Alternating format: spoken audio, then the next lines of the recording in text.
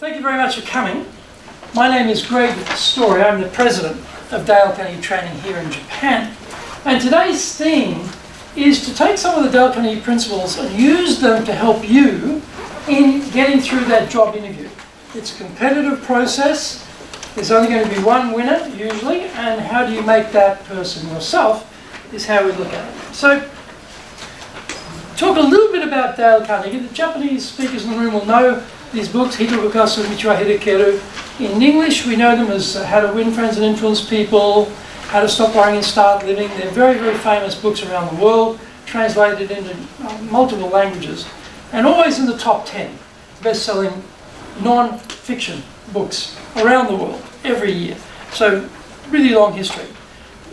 Dale Carnegie is a company, we're training more than 90% actually of the Fortune 500 companies in America. And so these are the most powerful, most prestigious companies, and they choose us for their training because of the results we get for them. We have offices in 100 countries around the world. We teach in 30 languages. That means that for companies who are global, and we do a lot of training actually for German global companies, Volta Tools is one, Continental is one, Vika Manufacturing Company is another one, where we go 30, 35 countries around the world. So it's very advantageous for companies to be involved in that. And one of our biggest fans is Warren Buffett. Does anyone know who Warren Buffett is? Yeah, they're probably the most successful investor in history. I don't think I can think of anyone who's been a successful investor as Warren Buffett. Big fan of Dale Carnegie. Like a lot of people, he took the Dale Carnegie course and he said, you know what, this is fantastic, changed my life. And he says that all of the time on video when he's being interviewed. So we can never afford to pay Warren Buffett for a testimonial. He's just too massively wealthy. But he does it of his own accord because the course he took was so powerful. And he's in his headquarters in Omaha, Nebraska. And he's being interviewed by one of the many TV stations. And that little certificate on the wall there is actually his Dale Carnegie graduation certificate. And he makes the point that I don't have my university graduation certificate or my master's degree on the wall. I have this on the wall because this helped me the most. This changed my life. So that's a very powerful endorsement from a very successful person. And in Japan, well actually, Wei Tani-san is now the head of Shiseido. So I should update the slide, shouldn't I? He was a previous Kaicho at Coca-Cola, now the head of Shiseido. Murakami-san was the previous honorary chairman of Google. And Atarashi-san was head of Johnson & Johnson. And in the Japanese business community of seniors, these gentlemen speak and write a lot, and they refer to all Dale Carnegie graduates. Atarashi-san graduated in New York when he's doing his MBA there, and the other two gentlemen graduated here in Japan. But again, we have lots of testimonials from very successful people around the world. And when we do training, we always do a scoring of satisfaction. How was the training received by the participant? Please come in. Please come. And I asked New York, I said, look, we're doing this all the time. Could you aggregate all these results and give me like one number? What's the average satisfaction rate? So I thought, should I do it over 10 years or make it a bit shorter, maybe 5 years? 5 years is quite a considerable period of time, but fairly recent. And that's the number that came back in terms of percentage of satisfaction with our training. So when people say, you know, it's American or it's foreign, won't work in Japan, well, we know. We've been here 54 years in Japan. We know it works. So very successful in that sense. So some of the principles we're going to start with are in these golden books, actually, that I have up here. And the first one there is smile. And that seems an obvious thing. Another one is begin in a friendly way, which also seems obvious. Another one is begin with praise and honest appreciation. Now, what's interesting about this is we sometimes forget these things in an interview situation because we're feeling a little bit tense. It's a pressure situation.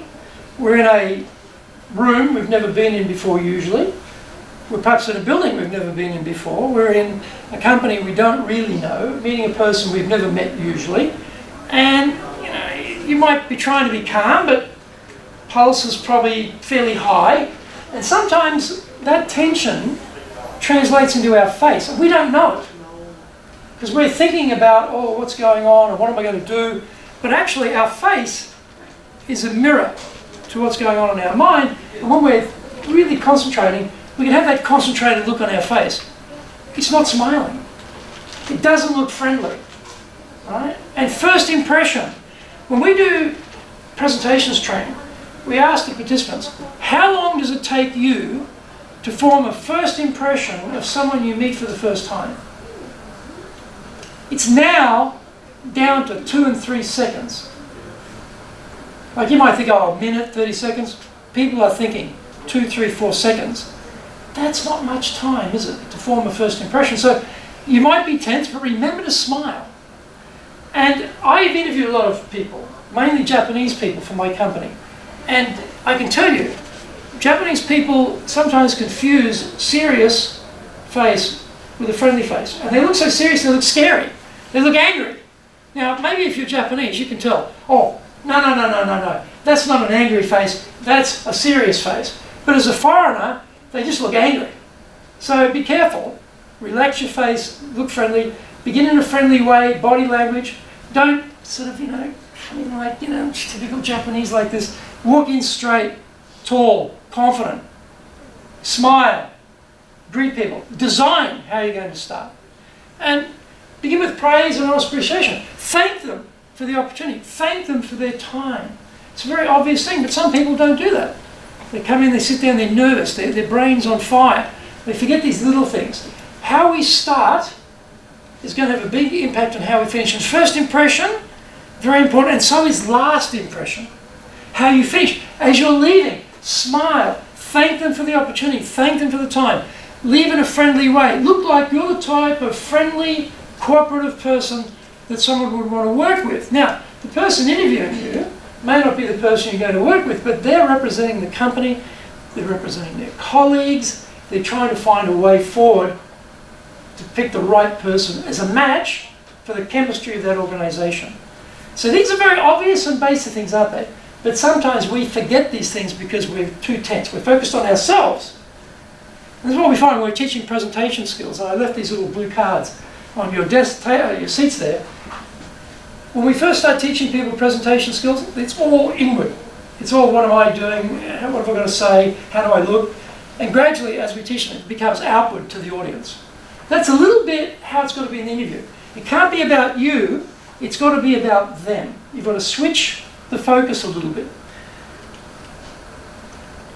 Another one is don't criticise, condemn or complain, Dale Carnegie's principles. Often in an interview you're asked why you left a previous job. Oh, my boss, he was terrible. Oh, that company, they were awful. This is not a great way to start an interview. All right? You will get asked, why did you leave? Now sometimes, and I interview a lot of Japanese people, the company's closed down, there was a merger and acquisition, they got moved out, things happened in the company where they no longer had a position, so they came onto the market, or they left to go to what they thought was going to be a better position. There are many reasons to leave, and that's fine. Western companies particularly have no problem with that. But it's how you express it. If you start complaining about your previous colleagues and start complaining about your previous boss, it sounds like you're a whiner. So it's whinging all the time. Maybe you're going to do that about this company. Always talk in positive terms. I wanted to grow further. I wanted to expand my experience. I felt that I'd made a contribution there, but it was a flat organisation. It was very difficult to move up. I needed to go to another company to have the next chance to step up. Now, my company is a very flat organisation, and that happens. People realise, well, it's a flat organisation. He's the president. Where am I going to go? If the scale is small, then you've got to move. Everyone understands that in business, but don't start complaining about your previous employer. It doesn't give a good impression. Look for positive things that are motivators for you to make the next move in your career. Another principle we have here is get the other person saying yes, yes immediately. Anyone here in sales, by the way? Anyone coming from a sales background? Some people, all right. You know that in sales, what you say and how you say it is critically important. Words matter. And design matters. When you're designing your questions or your conversation or your statements with a company, design makes a big difference. You can make a statement. I'm a great team player, or I'm a good team player, or I believe in teamwork. That's a statement. That's what you think. Who knows what they think? It'd be better to try and get them to say yes to that. Would being a good team player be an important component of your company's culture? It's a question, you see. So good team player has now become a question. If they say yes, then it makes sense for you to say, I believe I am a good team player. Let me give an example where I have exhibited that capability. You check first before you talk about what you're good at. Now in sales, you know that the buyer might be interested in pink. You might like pink. I don't know if you like pink or not, but let's assume you like pink. But I start talking about blue. And I talk on and on about our blue. This is the best blue in the world. You've never seen a blue this lovely. This is a blue to behold. But the buyer is thinking about pink. So no matter how great my blue is, it doesn't match the buyer's need. A company is the same. It's a sale. They have a need. They have something they want to do. And you better know that what you're going to talk about matches that need. In some cultures, maybe teamwork is not important. Maybe they're very independent units. And they don't care about that so much. They care about revenue. They care about results. You need to know that. So try and design things you want to say about yourself as questions to check first that this is actually significantly important for them before you bother to go into telling them how great you are in these particular fields of work. Okay, you get the idea? And try and see things from that person's point of view. Now, this makes sense. The trouble is, what's the other person's point of view? And how would you know that in an interview? And how would you know how to match what you've got to what they are looking for? There's an exercise I recommend to you, a very, very simple exercise. It's a little brainstorming exercise. You can do it by yourself, or if you've got friends who want to help you looking for another job, and maybe you can brainstorm together. And I'll just give an example here.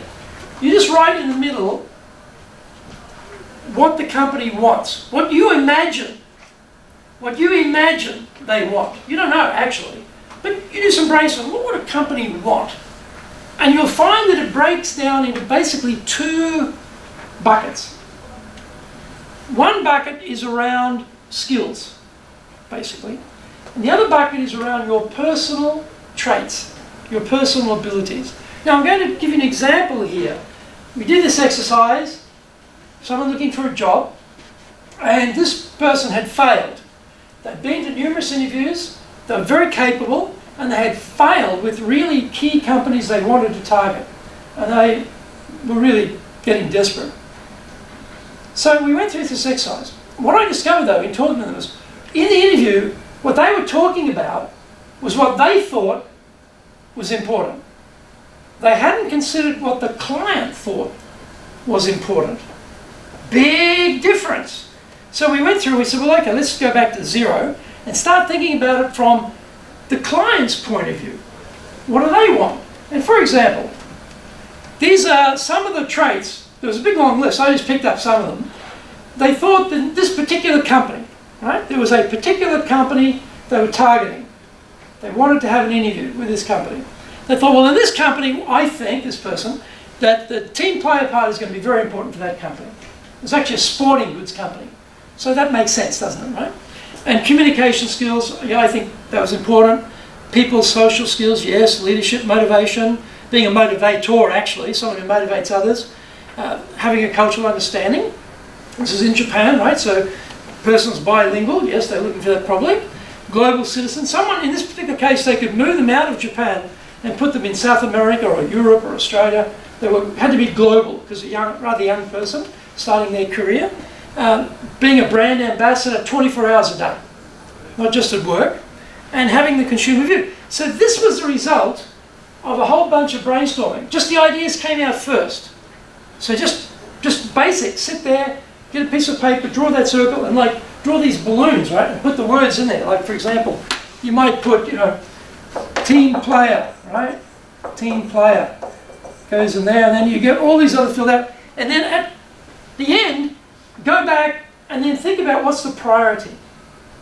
Then you think about, okay, priority. What would be the I think this one's number 1. So you give that one a 1. And then later we just typed it up and it looked like this. But this is a very simple exercise. Doesn't take long, but it's very, very insightful. So we do it first of all, we did it for, what do we think the sort of skill set the company's looking for is. Then we did it again, and I'm not going to ask you to read that, I'll just only show you the first section. Right? This is the top section of that long list. These are the personal attributes, personal traits of this person, as they saw what the company was looking for. He thought that the company would look for someone who's reliable, organised, self-disciplined, creative, innovative, self-starter, take initiative, dedication, work hard, energetic, confident, decisive, meticulous. So went through and then put them in order. Right? And some they couldn't decide, like dedication, hard work, energetic, all got 5s, right? Confident, decisive, all got 6s. That's okay. What you're doing now is you're taking the other person's viewpoint before you get to the interview, and you've thought about what they want, not what you want, what they want. You've analysed it, you've got it a priority. Now, when you come to talk about yourself, you relate these points to your experience, to work you've done in other companies, to your aspirations, where you want to work. And you start to match the two up. See, it's no good talking about things that you've done that don't make sense to the company. It's like that it's about that pink and blue example before. Are they interested in pink or are they interested in blue? Which one do you think? Now, you're guessing these things. The other thing to do, though, is also look at company reports that are on the website for listed companies. They always have a section where the president talks about what's happening in the company, the president's vision for the company, the direction for the company. It talks about the financials. That can be a bit too involved. Often, they'll have quite a bit of information there about the culture in the company. This is very valuable information. This will help you when you're trying to work out what the wants will be for that company. So go onto the website, get out the annual report, go through it in detail. Do searches on the company, PR, press releases, what they're saying, how they're projecting themselves. Today, we're fantastically blessed because we have all of these wonderful tools like LinkedIn, Facebook, you've got Twitter, you can do Google search, Yahoo search on people. There's an amazing amount of information out there. So you can start looking, the annual report will tell you who are the top echelon in the company. You can start looking into who those people are, what their backgrounds are, what they've been doing, what the company direction is. That will help you when analysing what you think, what you're guessing the wants might be. But don't say things like, I'm dedicated. That's pink maybe, but maybe that's interesting, or maybe it's blue and it's not that interesting. Maybe they want something else, you're not sure. See, you ask, in your company, I'm sure dedication is a very important part of the team working well together. Is that the case? You check first. Then you make an example. I believe I'm a dedicated person. I'll give you an example. We're doing a project, da-da-da-da-da. So you're also telling stories. Okay? Don't just talk about what you did. Talk about your colleagues. Talk about situations. Talk about projects. Talk about things that they can identify with. Storytelling is so powerful. It's so powerful. Don't miss the chance to take what you've done and make it into stories that are easy to remember, easy to absorb. These are things you'll find work very, very well when you're in that situation of trying to explain where you fit into the picture. This exercise, both for wants in terms of skill set and personal traits, one of the most valuable things you can do. Now, you won't probably use all of those, like there's quite a big list there, but you start by organising the first bit in the design of what you talk about. You try to bring these things up, organisation, reliability, creativity, self-discipline, whatever it might be. You try and start the conversation around those things, but you're checking if that's actually of priority interest before you go into too much detail.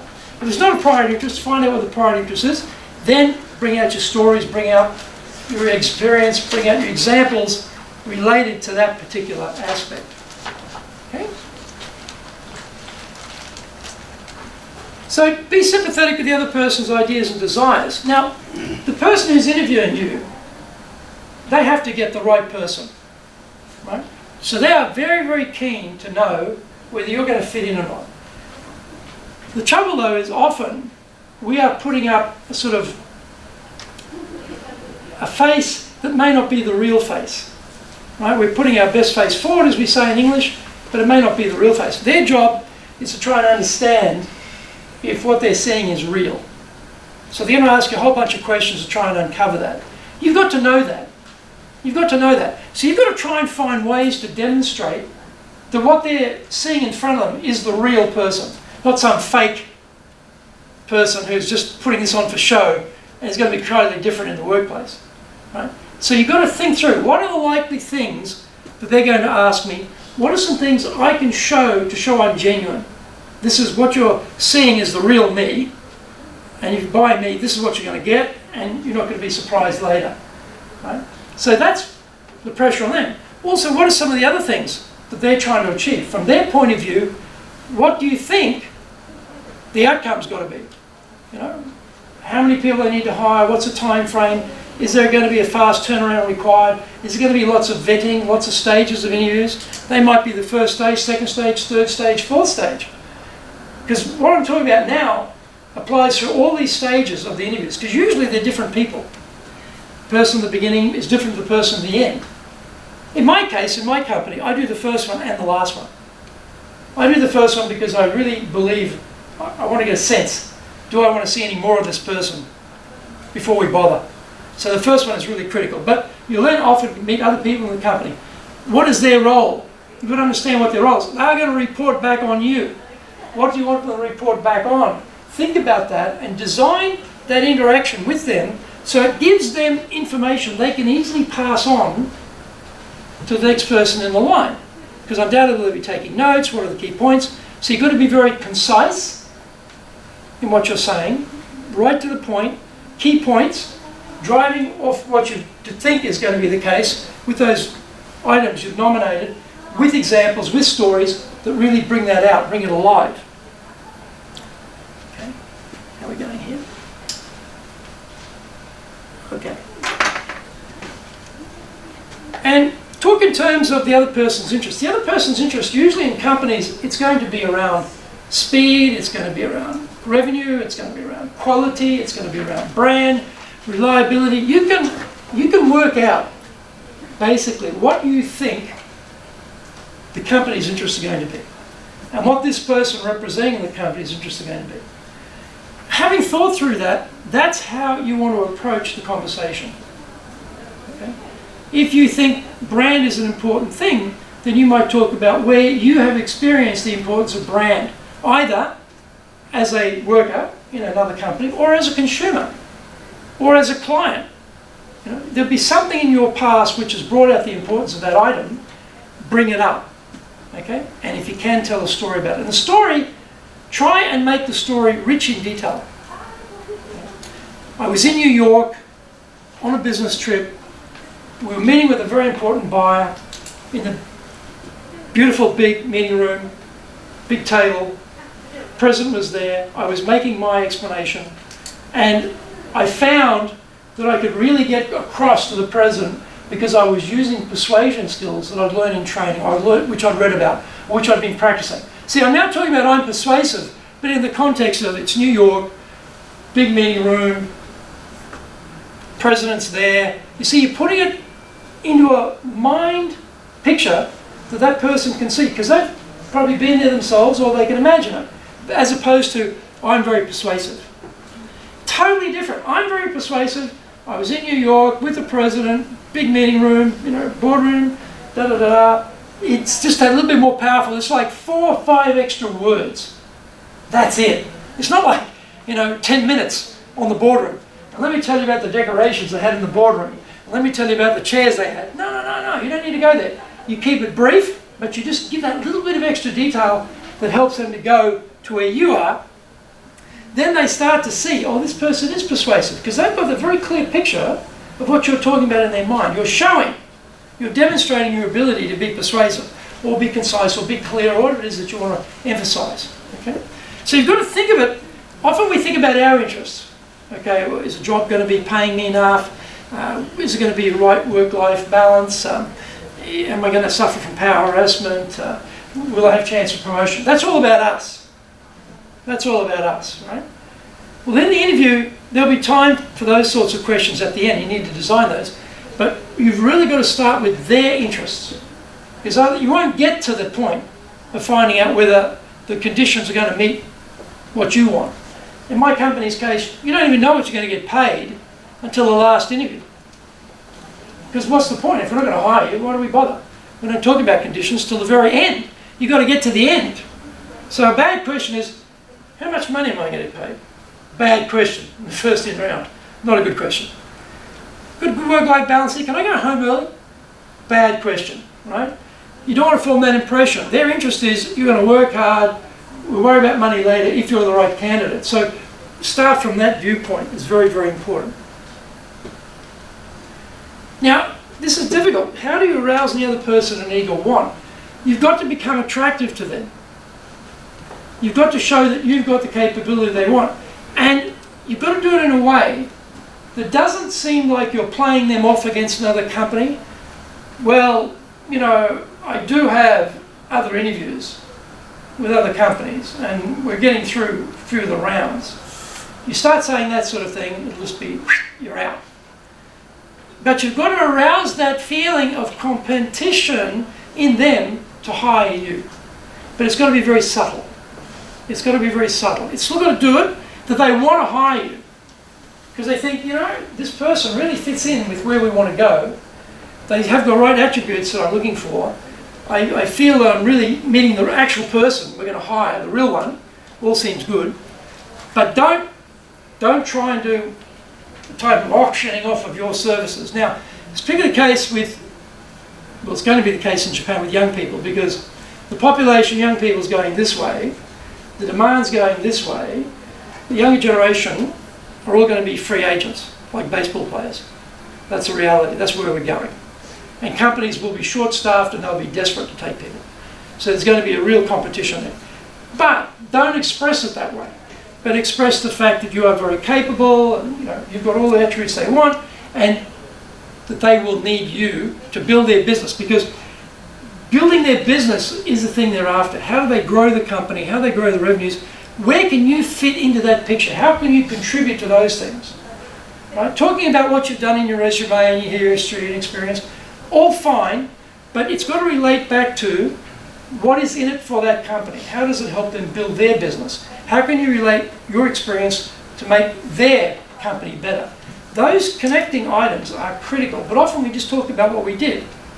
Well, I was in that company and I was in charge of this section and we did this and this and this. Who cares? What does that mean for this company who's trying to hire you? How can you relate that experience to benefit them?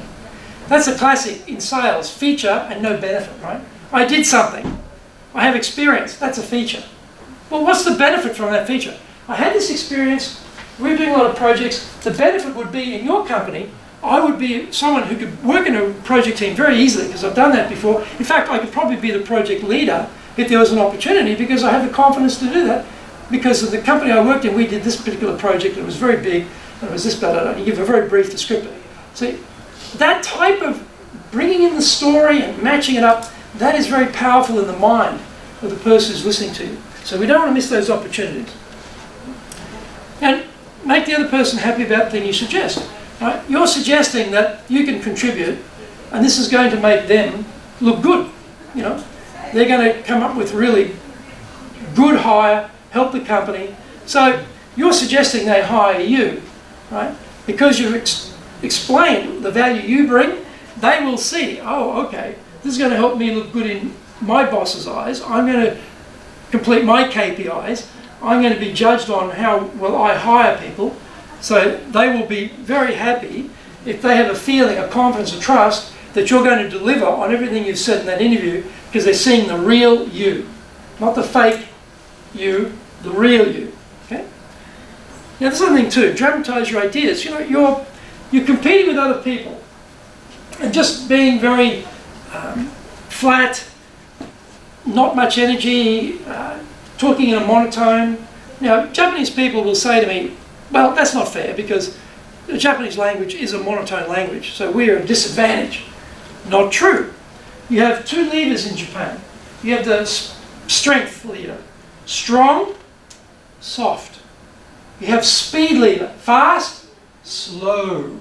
So even in Japanese, which is a monotone language, you can vary the strength and you can vary the speed to have variation in the way you talk. And using your gestures, the things that are on that little blue card, how to present yourself makes a big difference. So if you say, I'm very energetic with a voice and body language like this, no one's going to believe it. If you're going to say you're energetic, you better look like you're energetic. So you've got to take that in consideration of how you want to present yourself as someone who's got attributes they're looking for, and also the person you're dealing with. What are they like? For example, if they're a very detail-oriented person, you'll notice it. Oh, high detail. Well, you now start talking in terms of more detail. Percentages, numbers, right? References, examples, testimonials, or whatever it might be. If you find the person's rather big picture, well, don't start killing them with minor details. Talk big picture, talk strategy. If you find the person's very fast-paced, don't be slow. If they're fast-paced, come up in energy. You've got to match. Look, mirror whatever they're doing, you mirror it. If they're rather quiet and very sort of considered, then and you're very energetic, you better just tone it down a bit, because it may not match with them, because we like people who are like us. Right? So you have to get a sense of what is this person. This is the way their body language, the way they speak, the way they appear to you, the way they ask questions. You'll get a sense. Oh, okay, how far can I dramatise my ideas? You know, if the person's very, very calm and you go way over the top, they might think, oh, this person's too dangerous for our company. Because they're viewing through their eyes. Right? The company itself, the company may want something, but it's through their eyes that they're viewing what they think the company wants as well. Right? So they're making a judgment. The company actually might want somebody really, really go, go, go, but that's not how they see it. You've got to get through that first round. The second round person might be entirely different. Might be really, you know, like the marketing manager or someone like that who's really thinking strategy and, you know, we're going to have this fantastic campaign. Well, you match that person. And they think, oh, great, you're exactly what I want. This is what we want around here. And the third person might be a numbers person. Might be the CFO, or it might be someone who's very technical. Well, you better get really technical with that person. What I'm saying is, you have to dramatise your ideas, but be careful about the context of who you're dealing with, because it will vary from person to person. Okay? So here are some of the principles from Dale Carnegie in that golden book, which we can use in our human relations to make ourselves much, much, much more effective. And you can apply these into the interview situation. I strongly recommend you do some brainstorming before you go to the target company for the interview around what you think they want in terms of skill and what you think they want in terms of the personal attributes of that person. I suggest you don't make statements. If you can avoid it, try to make questions from the statements. Check that what you think is important is actually what they think is important. And each person that you meet, that person sees the company's needs through their eyes. But the people in the company will have different eyes for what they think the company needs. There won't be one thing. But you've got to switch your communication style to match each time with each person. It's not going to be the one interview 4 times. You see? These are some things we need to talk about. Okay? So I'm going to open it up now for questions. We have 10 minutes for questions. All right? And at the end, I'll just take a couple of minutes to award these prizes for those who've managed to put their Meishi. Is that the Meishi bag there? Could you just make sure, anyone here, could you just grab that bag? Yeah, that one there. This got all the Meishi in it. If you have not given me your Meishi, could you just put it in this bag here? I'm going to draw some Meishi for these prizes here. If you'd like to be in the draw, just please put your Meishi in the bag. I'll draw it. And look at the number of prizes here. So it's a good ratio of prize to persons in the room here. High opportunity to get something. If you haven't had a chance, please put it in. We'll do that in a minute. So, we have roughly 10 minutes for questions. Who has the first question? Thank you. Who has the first question?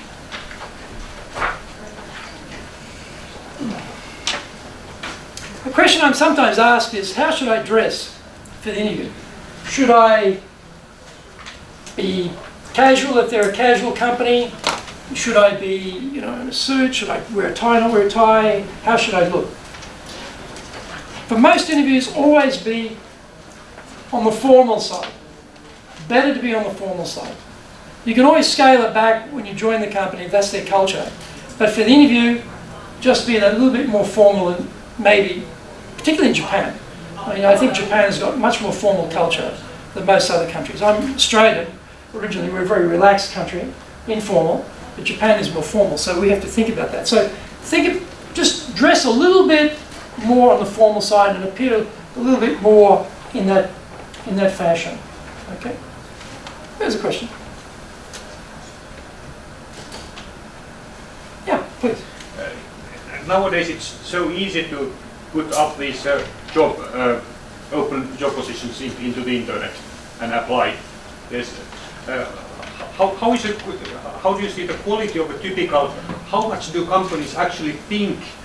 How well they describe what they actually want and need, and when they put up the advertisement? Is it worth kind of coming back and not directly saying that I don't think this is what you need. I think you actually need this. That arrogance is of course not appropriate. But the question is, when people put out job specifications, how well do they do that, and how accurate is it for their need?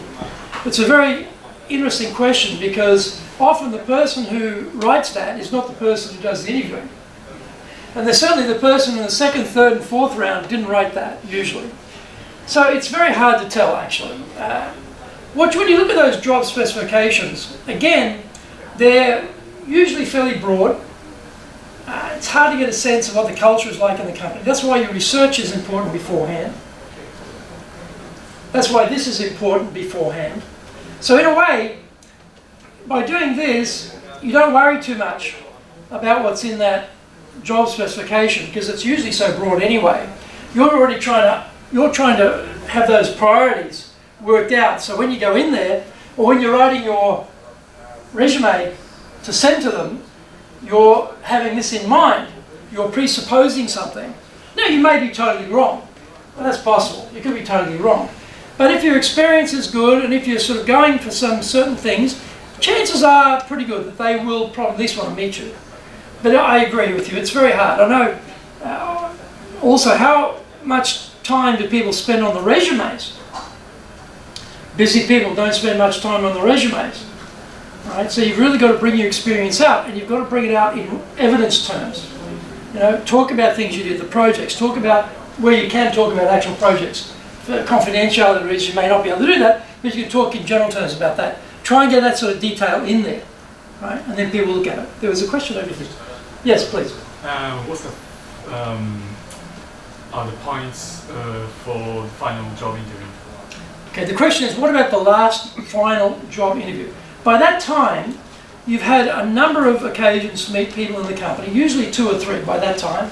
Most people do at least 3, 4 rounds, sometimes more. So you've started to build up a bit of a picture of the culture of that company. You've had a chance to ask questions. That's very important too. Often when I'm interviewing Japanese staff for job positions, they don't really design their questions well enough to find out about our company. So design your questions well to get more information, particularly as you move through those rounds. Because then you get to the 4th round, you've got a very clear picture, compared to when you started, about what this company is looking for. So in that 4th round, you're really trying to say, I've learned about your company. I'm excited to join this company because I think it's a really good match with what I've got, with what you want. I think what I've got matches what you want, and I think I'd be very happy here, and I think I'd make a big contribution here, and I think I'd hit all those points, we went through those priority points, to help them. Because they may not have really looked at what was in the first few rounds. The handover between one interviewer to the next may not be very good in some companies. The notes they take may be very, very brief, and it's hard for the second round person, all they're getting in these notes, for example, to know much about you. So you can't expect that the systems in companies are always perfect either. And the person you're meeting may have very little idea. And you may have to repeat some things again. But you can test that. You can test that. You can say things like, I'm sure you've had some reports from your colleagues on my first few rounds of interviews. Did anything particularly come out that you would like to ask me about that I haven't discussed with others already? And then you might find out they haven't read anything, they don't know anything, and you assumed, well, this is the fourth round, this person must know a lot about me. Maybe they don't. So you may have to resell yourself again based around that, but you need to check that. Or they might be very, very knowledgeable. They say, yes, well, you told that story about that big project and how you came up with that creative solution. We found that very interesting because we do very similar projects here and that would help us. So you see how that works?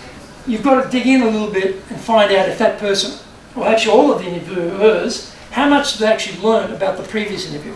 And don't presume, because it happened, that they actually know much. Often they don't. They've missed it. Yeah. Here's the next question. Yeah, please. What you said, like you have to tell stories and be rich in detail and stuff. What if you worked in R&D and you cannot talk about the things you did at all? So the question is giving examples to show your experience where if you're in the R&D sector because of compliance regulations around confidentiality, you can't talk in detail. Well, you can't talk in detail, that's quite true.